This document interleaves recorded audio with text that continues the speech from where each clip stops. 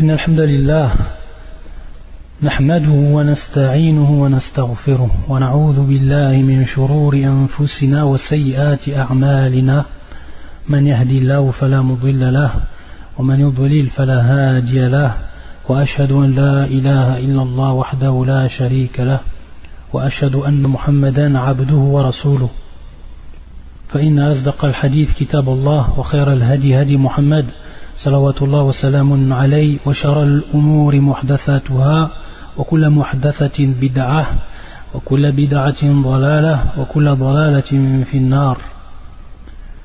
Le mois du Ramadan, c'est un mois du repentir. Et tout le monde le sait, que l'homme, de par sa faiblesse, tombe dans le péché.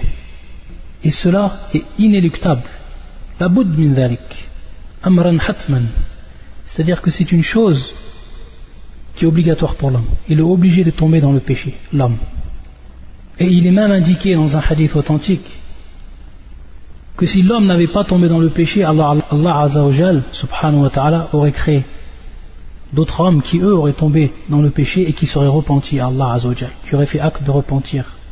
Parce que c'est ça le but, c'est que l'homme se repent. Et on va voir quelle est l'importance du repentir par rapport à l'islam. Et pourquoi on en parle durant ce mois-là, le mois du Ramadan, plus précisément. Donc l'homme il tombe dans le péché. Cela est inéluctable. Et également, on va voir en l'homme un manquement aux obligations. Et ça apparaît également chez beaucoup de personnes, pour ne pas dire la plupart. Un manquement également aux obligations. Taqsir. Mais alhamdulillah, de par cette religion qu'Allah Azza wa Jal a parachevée sur nous, de par la descente de son Coran et de par la sunna de son prophète salawatullah wa salamun alayhi, on sait qu'Allah il a ouvert les portes, il nous a ouvert des portes de par sa miséricorde qui est immense. Et ces portes-là qui vont nous permettre de nous nettoyer de ces péchés et de ces souillures. Wallahu musta'an. Et parmi ces portes qu'Allah Azza wa Jal il a ouvertes, le repentir. Et le moment est propice, très propice, durant le mois du Ramadan. Lorsqu'on sait que le prophète sallallahu alayhi wa sallam, dans le hadith authentique rapporté par l'imam al-Bukhari et l'imam Muslim, nous dit Idha ja'a Ramadan, lorsque le mois du Ramadan il vient, Futtihat abwabul jannah, les portes du paradis sont ouvertes. Et dans une autre version qui est rapportée, elle, par l'imam Muslim, Futtihat abwabur rahmah, les portes de la miséricorde sont ouvertes. Ces portes du paradis et ces portes de la miséricorde sont ouvertes durant le mois du Ramadan. Futtihat abwabul jannah wa ghulliqat abwabun niran, et les portes de l'enfer ont été refermées. Wa suffidat ash-shayatin, et les shayatin, les djabs, ils sont enchaînés bis-salasil, c'est-à-dire par des chaînes. Donc c'est un moment qui est propice de par ce hadith, un moment très propice pour l'homme pour qu'il revienne à Allah Azza wa Jal durant ce mois-là et qu'il fasse une tauba qui va être sincère. Et il dit Allah Azza wa Jal dans son Coran Huwa alladhi yaqbalu at-tawbata an ibadihi wa ya'fu an as-sayyi'at wa ya'lamu ma taf'alun. Wa huwa alladhi yaqbalu at-tawba, et c'est lui qui agrée de ses serviteurs le repentir. وهو الذي يقبل التوبة عن عباده ويعفو عن السيئات, et pardonne les mauvaises actions.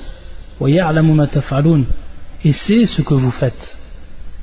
Et Allah Azza wa Jalla également il dit في كتابه ومن يعمل سوءا أو يظلم نفسه ثم يستغفر الله يجد الله غفورا رحيما. Quiconque agit en mal ou fait du tort à lui-même أو يظلم نفسه ثم يستغفر الله, puis aussitôt implore d'Allah le pardon, يجد الله غفورا رحيما, il trouvera alors Allah pardonneur et miséricordieux. Trouvera Allah pardonneur et miséricordieux. Et il dit également Allah subhanahu wa ta'ala أفلا يتوبون إلى الله ويستغفرونه والله غفور رحيم.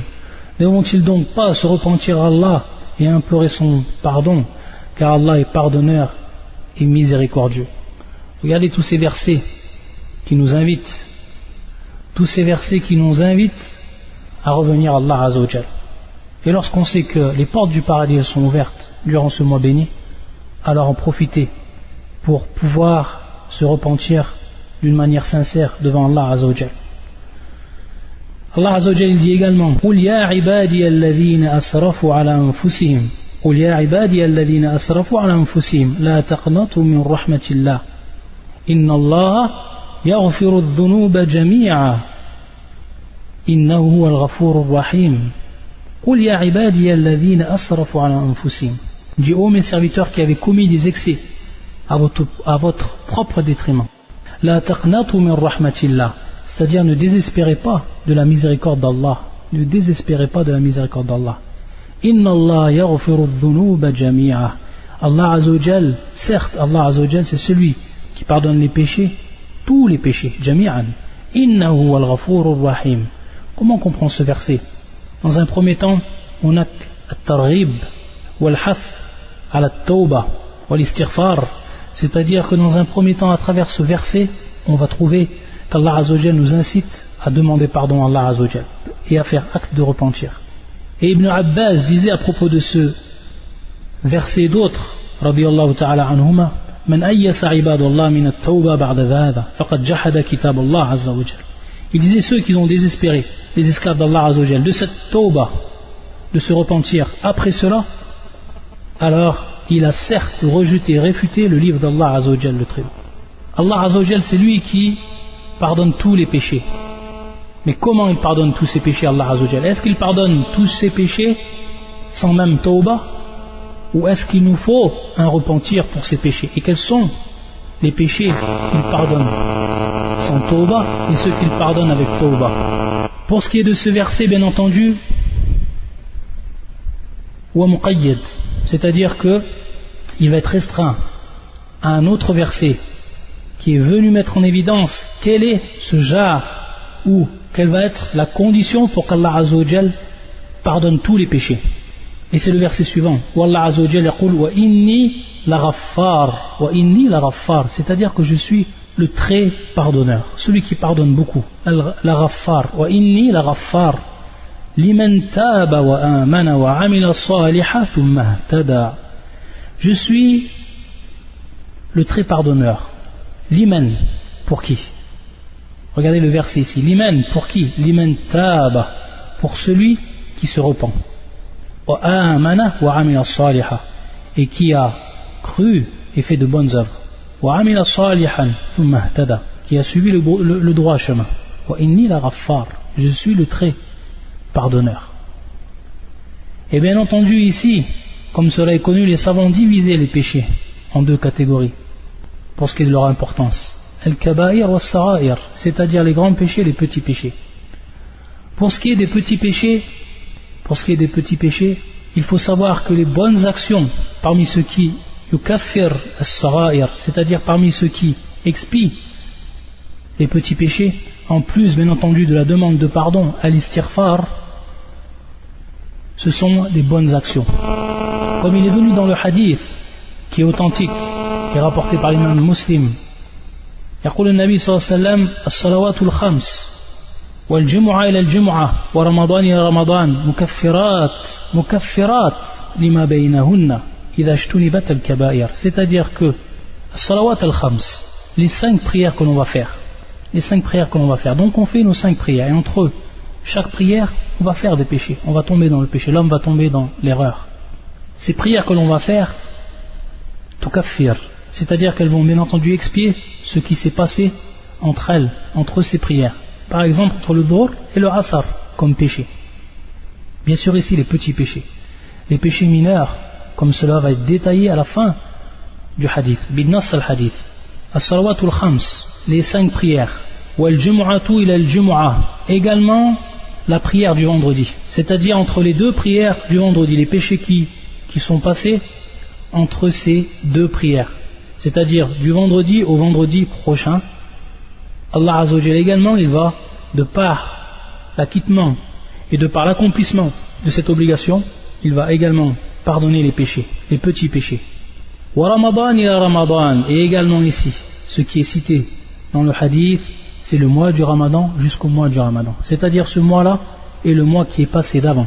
Le mois qui est passé d'avant, jusqu'à ce mois-là, ce qu'il y a eu entre les deux, Allah Azza wa Jal, si cela a été accompli, bien entendu, ces obligations ont été faites à la loi al-matloub, c'est-à-dire qu'elles ont été faites comme il se doit, comme elles ont été demandées, suivant la législation, et suivant une niya saliha, une bonne intention, alors elles permettent de pardonner ce qu'il y a entre les deux. Mukaffiratun lima baynahunna, donc elles expient. Tout cela expie ce qu'il y a entre elles, bien entendu, par rapport à la durée. Idha ijtunibat al-kabair, donc ici une condition qui va être dite et dictée par le prophète sallallahu alayhi wa sallam, idha ijtunibat al-kabair, lorsque les grands péchés sont écartés, lorsqu'on s'est écarté donc des grands péchés. Donc le hadith il est wadih, très clair et très explicite, et l'on comprend à partir de lui que cela concerne les petits péchés, comme dans le verset que l'on a lu, il va comprendre également ce verset les grands péchés, mais ici à condition, comme on l'a vu dans l'autre verset, pour celui donc qui a fait l'acte de repentir, pour celui qui a fait l'acte de repentir. Et ça concerne bien entendu, et c'est une condition ici pour ce qui est des grands péchés. Même si certains savants disent que bimujarrad al-istighfar, il se peut que la personne, de par al-istighfar, c'est-à-dire la demande de pardon, qu'Allah Azza wa Jalla lui pardonne tous ses péchés. Tous ses péchés. Hada min fadlillah wa min rahmatillah. Mais qui peut prétendre cela? Qui peut avancer cela? Sachant que dans le hadith, comme il est cité, et également dans les autres versets, comme on les a compris, c'est que pour ce qui est des grands péchés, pour le pardon, il faut le repentir. Déjà dans cette vie d'ici-bas, il faut le repentir. Et également par rapport à ce verset, il ne va pas rentrer dedans ce qui est du shirk, sinon également avec le repentir. C'est-à-dire que même le plus grand des péchés qui est l'associationnisme, il faut que la personne yatoub, c'est-à-dire qu'elle se repente si elle est tombée dans l'associationnisme, qu'il soit grand ou qu'il soit petit, c'est-à-dire majeur ou mineur. Allah Azza wa Jal accepte ce repentir si durant sa vie il se repent vers lui subhanahu wa ta'ala sincèrement, et qu'ensuite bien entendu yuhsin islam, c'est-à-dire qu'il accomplit son islam comme il se doit. Taïb. Et ça concerne le polythéisme majeur et mineur également, c'est-à-dire que, et ça c'est l'avis de beaucoup de savants parmi les muhaqqiqin, comme Cheikh al-Islam ibn Taymiyyah, que celui qui tombe dans le polythéisme mineur et qui ne se repent pas, alors il ne rentre pas taht al-mashi'a, c'est-à-dire qu'il ne rentre pas sous la volonté d'Allah Azza wa Jal pour ce qui est de l'expiation des péchés. Comment on comprend cela? C'est-à-dire que automatiquement celui qui tombe dans le shirk al-asghar, polythéisme mineur, automatiquement il sera châtié et il ne rentre pas sous la volonté d'Allah Azza wa Jal. Qu'est-ce qu'on veut dire par mashi'a ici? C'est bien entendu cette parole connue, si Allah Azza wa Jal veut, il lui pardonne, et s'il veut, il le châtie. Ici non, s'il tombe dans le shirk, que ce soit le grand ou que ce soit le petit, il sera automatiquement châtié, sauf bien entendu à une seule condition, c'est ici at-tawbah, c'est-à-dire qu'il revienne de ce qu'il a fait. Et la preuve de cela, c'est la parole d'Allah Azza wa Jal, inna Allah la yaghfiru an yushraka bihi wa yaghfiru ma duna dhalika liman yasha. C'est-à-dire qu'Allah Azza wa Jal ne pardonne pas qu'on lui donne des associés, qu'on associe à lui quoi que ce soit. Et en dehors de cela, il pardonne à qui il veut, subhanahu wa ta'ala. Taïb, donc il est rentré ici, dans ce verset-là, anwa' al-shirk, c'est-à-dire les catégories du shirk. Et bien entendu, al-shirk al-akbar ou al-asghar, on comprend à partir de là que si la personne elle tombe dans l'associationnisme mineur, alors il faut savoir qu'il ne sera pardonné qu'à une seule condition, c'est-à-dire al-tawbah, c'est-à-dire le repentir. Contrairement donc aux autres péchés, et on veut dire par là les grands péchés al-kabaïr, que si l'homme meurt sans tawbah, c'est-à-dire si l'homme meurt sans tawbah, alors de par ces grands péchés il sera bien entendu taht al-mashi'a, il sera sous la volonté d'Allah Azza wa Jal, et on veut dire par là soit Allah Azza wa Jal lui pardonnera sans même donc cette tawbah, s'il veut subhanahu wa ta'ala, de par sa miséricorde, ou il le châtiera, et Allah Azza wa Jal est bien plus savant de ses créatures. Et également, lorsqu'on parle donc de tawbah et lorsqu'on parle de ce mois du Ramadan, alors voici un hadith qui peut faire frémir, wallah al-musta'an. Un hadith qui peut faire peur lorsqu'on l'entend et qui comprend bien entendu et qui est en relation avec ce qu'on est en train de citer. Un jour, le prophète sallallahu alayhi wa sallam, il est monté sur le minbar.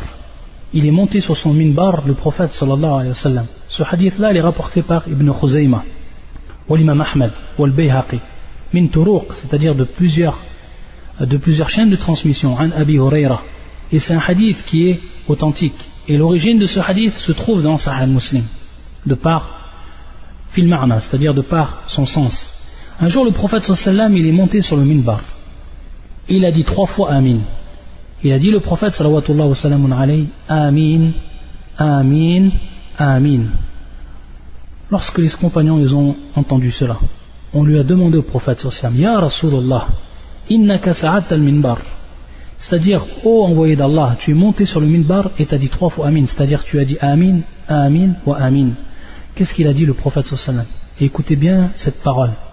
Écoutez bien ceux encore qui sont dans le péché durant ce mois du Ramadan. Regardez ce qu'il a dit le prophète sallallahu alayhi wa sallam. Inna Jibril alayhi salam atani faqal. Jibril, l'ange Gabriel alayhi salam, que la paix soit sur lui, m'est venu. Il est venu au prophète sallallahu alayhi wa sallam. Faqal, et il a dit, Man adraka shahr Ramadan. Celui donc qui est parvenu au mois du Ramadan. Falam yughfaru lah. Et qui n'a pas été pardonné. Fadakhala an-nar, il rentre dans le feu. Fa'ab'adahu Allah, et Allah Azza wa Jal l'écartera bien entendu ici de sa miséricorde. Alors il a dit de dire Jibril au prophète sallallahu alayhi wa sallam, Qul Amin, dis Amin. Ici c'est bien entendu en forme d'invocation, c'est-à-dire qu'il va invoquer à ceux qui n'ont pas été pardonnés durant ce mois, qui n'ont pas eu l'opportunité, ou plutôt qui n'ont pas profité de ce moment propice pour revenir à Allah Azza wa Jal, pour faire acte de repentir et pour demander pardon à l'istighfar, demander pardon à Allah Azza wa Jal de ses péchés, de leurs péchés. Qul Amin, faqultu Amin, Amin, Amin. C'est-à-dire que le prophète sallallahu alayhi wa sallam, il a répété 3 fois Amin par rapport à ce que Jibril a dit comme invocation, à titre d'invocation ici. Wallah al-musta'an. هذا الحديث, ce hadith là, il faut bien qu'on s'en rappelle durant ce mois béni et qu'on se rappelle cette dua de Jibril alayhi salam contre ceux qui ne vont même pas profiter de ce mois là pour demander pardon à Allah Azza wa Jal et de se repentir, donc de se repentir à leur Seigneur subhanahu wa ta'ala. Wallah al-musta'an. La ilaha illallah. Et pour ce qui est de Tawbah, il faut savoir que Tawbah, comme le citent les savants, il n'y a pas un acte qui est venu dans le shara, c'est-à-dire dans la législation, et qui a été plus aimé auprès d'Allah Azza wa Jal. لأن Allah Azza wa Jal, il se réjouit. Réjouissance ici, al-farah, il se réjouit lorsque l'homme revient à lui repentant. Il se réjouit, Allah subhanahu wa ta'ala. Al-farah, et al-farah tab'an min sifatillah, c'est-à-dire que ça fait partie des attributs d'Allah Azza wa Jal, un attribut qui est propre à lui subhanahu wa ta'ala, yaliqu bi jalalihi, un attribut qui lui appartient et qui est propre à lui subhanahu wa ta'ala, et dont il ne ressemble à personne parmi ses créatures à travers cet attribut, comme tous les autres attributs. Et tout le monde connaît ce hadith qui est rapporté par l'imam Muslim, mais ici, à titre de rappel, pour qu'on se rappelle comment Allah Azza wa Jal, il aime cette tawbah, et comment ce hadith il est venu pour nous expliquer comment cet acte il va être accueilli par Allah subhanahu wa ta'ala. Et tout le monde sait, lorsqu'une des personnes, comme nous l'a informé le prophète sallallahu alayhi wa sallam, s'est perdu dans le désert et qu'il a perdu sa monture, et que sur sa monture il y avait bien entendu az-zad, c'est-à-dire ce qu'il a emporté comme nourriture, comme boisson, ce qu'il avait besoin bien entendu durant son voyage, az-zad. Qu'est-ce qu'il a dit quand il lui est arrivé cela? Il a dit arji'u ila makani alladhi kuntu fihi anam hatta amut. C'est-à-dire, je vais revenir donc à l'endroit où j'étais avant que je perde ma monture et que je dors jusqu'à que je meure. C'est terminé, je suis dans le désert, terminé. Comment vais-je faire maintenant sans une seule nourriture, sans même pouvoir monter sur ma monture afin de me diriger? Regardez comment il a pensé, que c'est terminé. Donc il a vu al-halak, il a vu la perdition devant lui, il a vu la mort devant lui. Pour bien comprendre ce hadith. Après qu'il dort, فَإِسْتَيْقَظَ وَعِنْدَهُ رَاحِلَةُ وَعَلَيْهَا زَادُ وَطَعَامُ وَشَرَابُ. Lorsqu'il s'est réveillé, alors qu'il croyait que c'était fini pour lui, il va voir devant lui sa monture. Et sur sa monture, il va voir donc sa nourriture. Il va voir la boisson telle qu'elle était auparavant devant lui. Regardez donc comme il va être joyeux. Regardez la réjouissance qu'il va sentir. Est-ce qu'on peut ressentir une réjouissance plus forte que cela à ce moment-là? Qu'est-ce qu'il nous dit le prophète sallallahu alayhi wa sallam? فَاللَّهُ أَشَدُّ فَرَحًا بِتَوْبَةِ الْعَبْدِ الْمُؤْمِنِ مِنْ هَذَا بِرَاحِلَتِي وَزَادِي. Subhanallah. Il nous dit le prophète sallallahu alayhi wa sallam qu'Allah azza wa jal est encore plus heureux, ou il se réjouit encore plus, Allah azza wa jal, de par le repentir de son serviteur le croyant, que celui-là, que cette personne-là, lorsqu'elle s'est réjouie au moment bien entendu où elle a trouvé sa monture. Et cette riwaya, cette version, elle se trouve auprès de l'imam Muslim. Regardez donc comment le tawbah il est accepté auprès d'Allah azza wa jal. Et on ne voit pas un acte qui a été accueilli de telle façon auprès d'Allah azza wa jal parmi le Coran et la Sunna, comme l'ont précisé les savants. Donc tawbah amrun azim, c'est-à-dire que c'est une affaire c'est un point, c'est une chose, c'est une adoration qui est immense, la tawbah. Et pour ce qui est de tawbah, bien entendu, pour ce qui est de cette tawbah, elle a des conditions, cette tawbah, pour qu'elle soit acceptée. Maintenant, ce qui nous intéresse, lorsqu'on sait que cette tawbah-là, il faut la faire à tout moment, et encore plus durant le mois du Ramadan, où ici c'est encore plus appuyé, c'est-à-dire son accomplissement, alors il faut savoir qu'elle a des conditions, la tawbah. Et que ces conditions que l'on cite, et qui sont au nombre de 3 de façon générale, c'est-à-dire donc pour la tawbah qui est de façon générale, et qui est bien entendu au moment où elle est encore acceptable.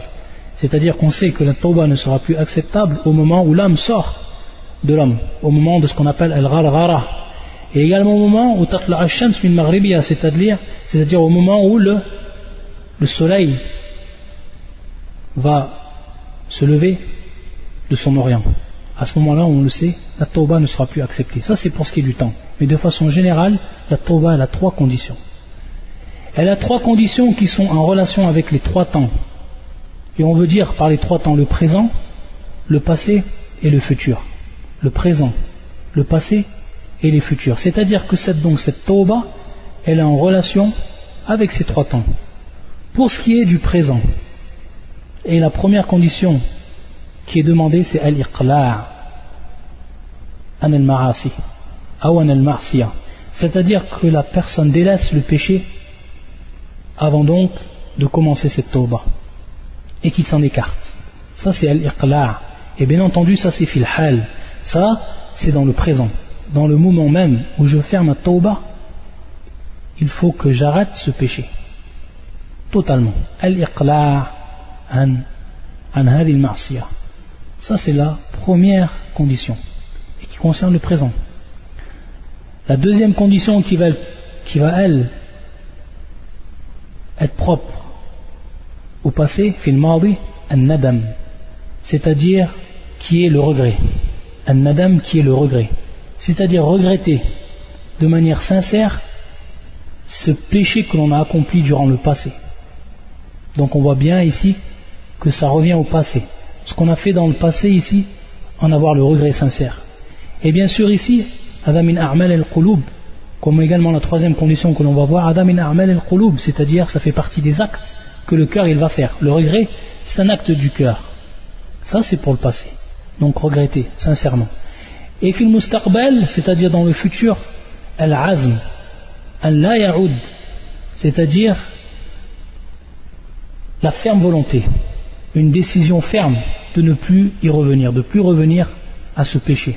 Et également ici al-azm min amal al-qulub, c'est-à-dire également c'est un acte du cœur. Donc ça c'est fil mustaqbal, c'est pour le passé, et qui est donc al-azm, la ferme volonté de ne plus y revenir.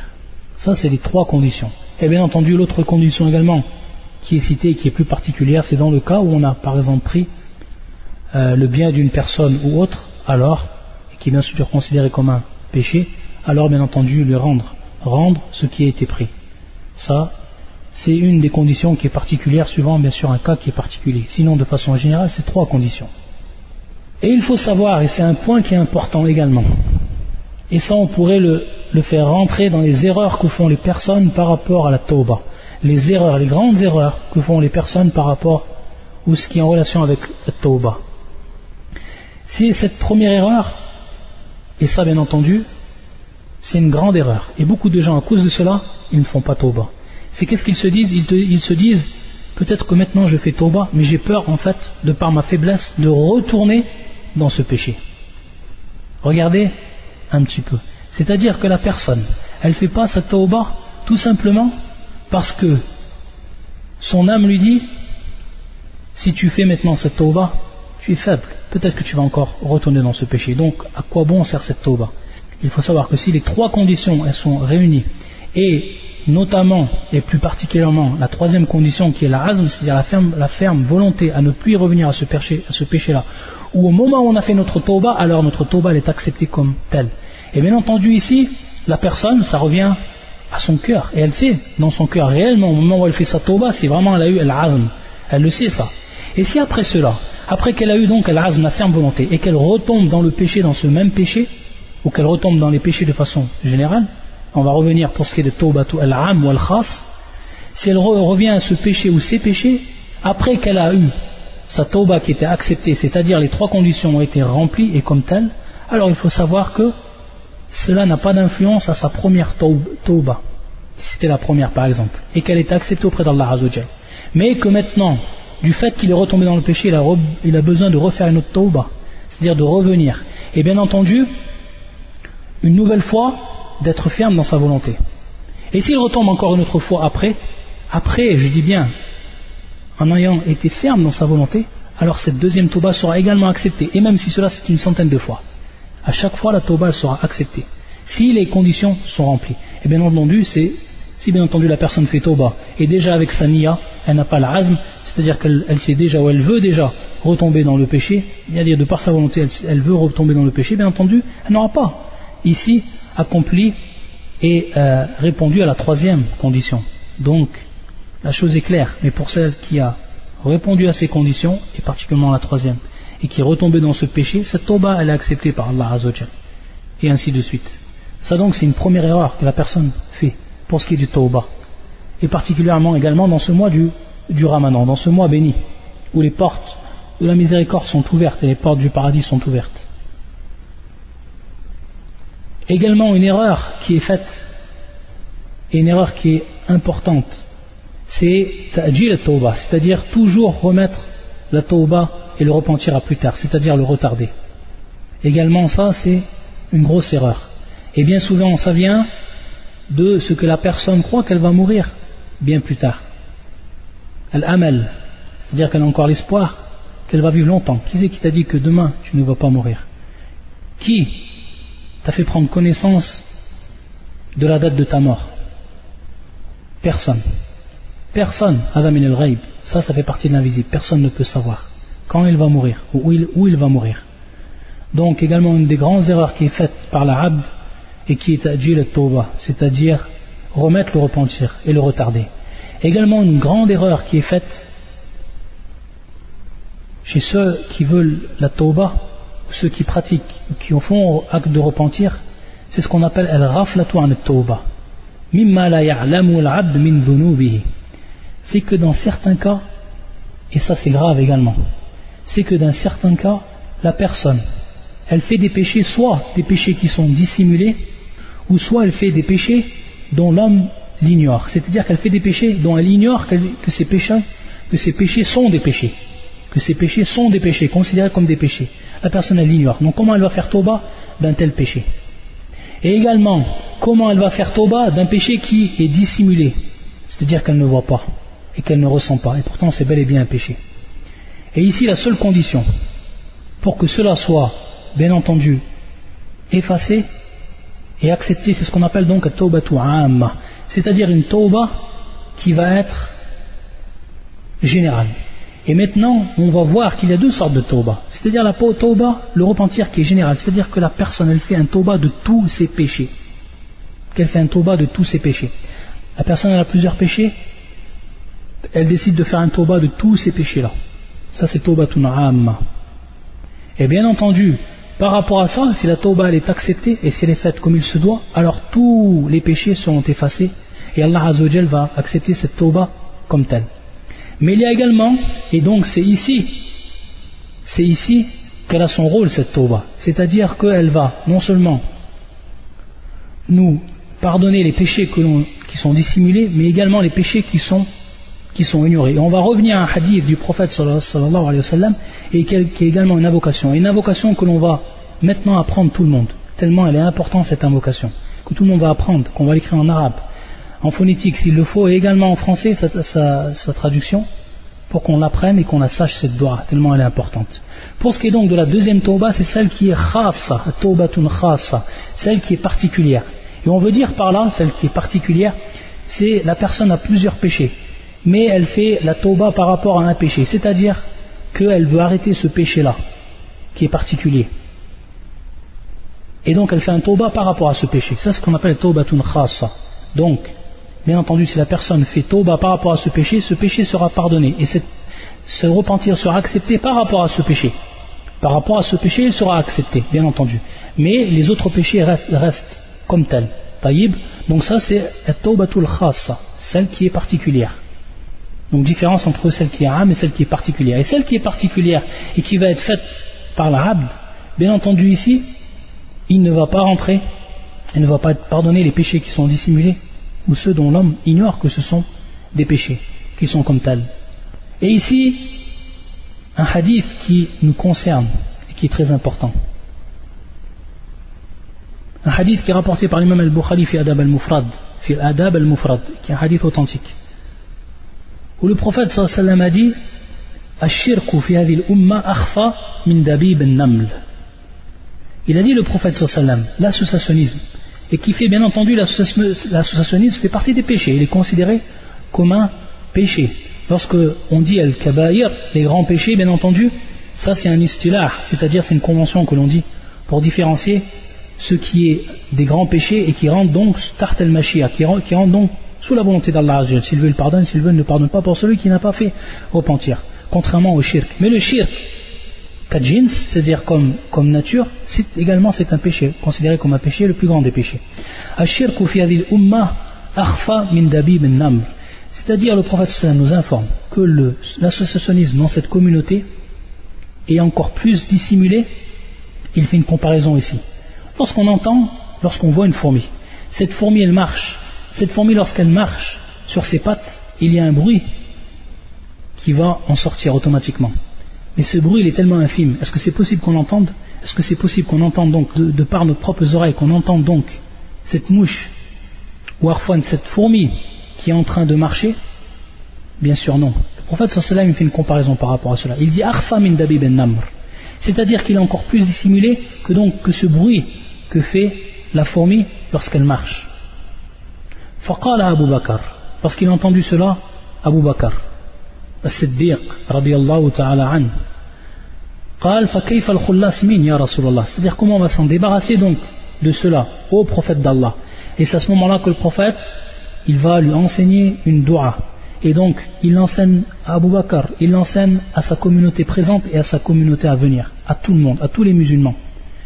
Et cette dua qui est la suivante: Allahumma inni a'udhu bika an ushrika bik wa ana a'lam wa astaghfiruka lima la a'lam wa astaghfiruka lima la a'lam. Allahumma inni a'udhu bika an ushrika bik wa ana a'lam. Ça c'est la première partie. Allahumma inni a'udhu bika an ushrika bik wa ana a'lam. C'est-à-dire ici, on demande, ô mon Seigneur, on demande ici la protection. On demande à Allah Azza wa Jal la protection, ô mon Seigneur, je demande donc protection auprès de toi, inni a'udhu bika an ushrika bik. C'est-à-dire que je fasse acte d'associationnisme, que j'associe à toi. Donc, quoi que ce soit. An ushrika bik wa ana a'lam. Et je suis, et je sais, c'est-à-dire je suis conscient de cela, et j'ai science de cela. Donc ici, c'est en état de science. Wa ana a'lam, c'est-à-dire que je sais ce que je fais. Taïb, donc ici on demande de se protéger pour pas tomber dans ce qu'on sait qui est shirk et qu'on pourrait y tomber dedans. Donc avec science, bi'ilm ici. Allahumma inni a'udhu bika an ushrika bika wa ana a'lam. Allahumma inni a'udhu bika an ushrika bika wa ana a'lam. Et la deuxième partie, wa astaghfiruk lima la a'lam. Et je demande donc pardon, et je te demande donc pardon pour ce que je ne sais pas, dont je n'ai pas science, la a'lam. Wa astaghfiruka lima la a'lam. Et je te demande pardon pour ce que je ne connais pas et je ne sais pas, dont je n'ai pas science. Donc regardez cette dua comme elle est importante, et donc tout musulman il l'apprend et il la répète cette dua, et il la dit: Allahumma inni a'udhu bika an ushrika bika wa ana a'lam wa astaghfiruka lima la a'lam. Et également une mise en garde qui est faite, et c'est le dernier point Inch'Allah par rapport à ce sujet-là, c'est tawbatul kadhabin. Tawbatul kadhabin, c'est-à-dire le repentir des menteurs. Le repentir des menteurs. Ceux en fait qui vont délaisser les péchés à cause d'un mania, c'est-à-dire que ce soit une maladie, une chose qui les a empêchés de faire ces péchés. C'est-à-dire que ce soit à cause d'une maladie ou que ce soit une cause quelconque. Ou alors également de peur ou dans l'espoir d'une place d'honneur. C'est-à-dire la personne a peur de perdre sa place, une bonne place qu'elle a, alors elle délaisse le péché. Ou alors au contraire elle veut atteindre une place dans la société ou autre, et donc elle délaisse également ses péchés dans ce but-là. Et si bien entendu, et elle va considérer ça comme tawbah. Et si ensuite l'occasion lui revient donc de refaire ses péchés, que la maladie cesse, se dissipe, qu'il soit guéri, ou que cette impossibilité devienne possibilité, alors on le voit qu'il revient directement à ce péché. Ça c'est tawbatul kadhabin. Ça c'est le repentir des menteurs. Ayyadan billah. Subhanakallahumma bihamdika. أشهد أن لا إله إلا أنت أستغفرك وأتوب إليك وصلى الله على محمد وعلى آله وصحبه أجمعين والسلام عليكم ورحمة الله وبركاته.